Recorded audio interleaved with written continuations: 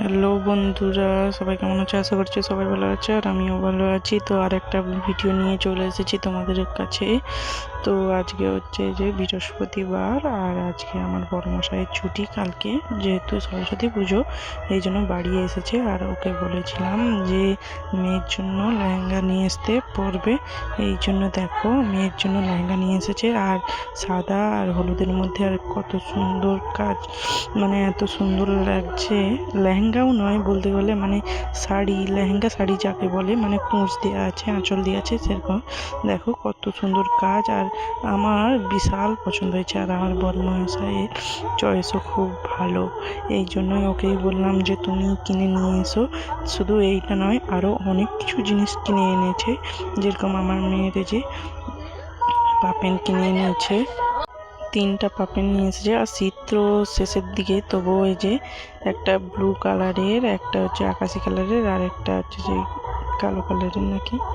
আর hoodie দুটো নিয়ে এসেছে, একটু বড় দেখেই নিয়ে এসেছে যাতে 2-4 বছর পরতে পারে, এই জন্য 2 রকমের, এই যে একটা কালো আর একটা হচ্ছে যে ব্লু কালারের নিয়ে এসেছে। আর এই যে এই খাবারটা নিয়ে এসেছে মকা ভাজা, তো এইগুলোই এনেছে।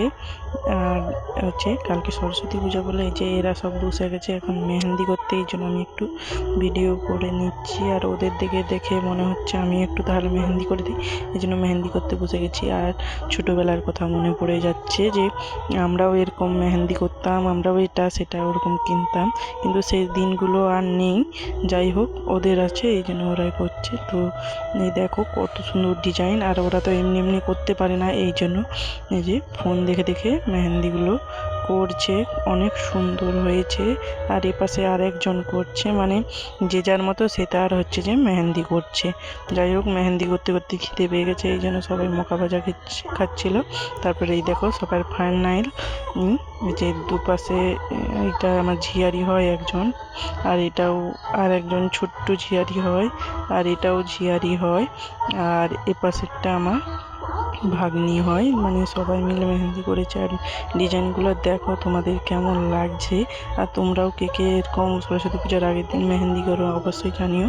এরপরে আমি হচ্ছে যে রান্না করতে বসাবো, ওইসব থাকলে তো আর হবে না আমাদের দিয়ে। যে এখন বৌমার বাড়ি যাচ্ছি বেগুনটা পোড়তে, যাতে আমাদের খড় জ্বালানি রান্না হবে, বেগুন পোড়া হবে না। আর বৌমা এখানে রুটি ভাজছে আর বেগুন, এই জন্য আমি, তারপরে এই যে আমি এখন ভাতের চাল দিয়ে দিচ্ছি, যে খড় জ্বালানি আমাদের, এই যে চাল দিয়ে দিচ্ছি, ভাতটা হচ্ছে এই জন্য দেখাচ্ছি। আর আমাদের এই যে এখানে বাইরে রান্না করছি, এই যে বসে, উপরে কোনো ছাউনি নেই, খোলা ইসে। আর মানে এত সুন্দর লাগে রাত্রেবেলায় এই যে বাইরে রান্না করতে, আর কি পিকনিক পিকনিক লাগে।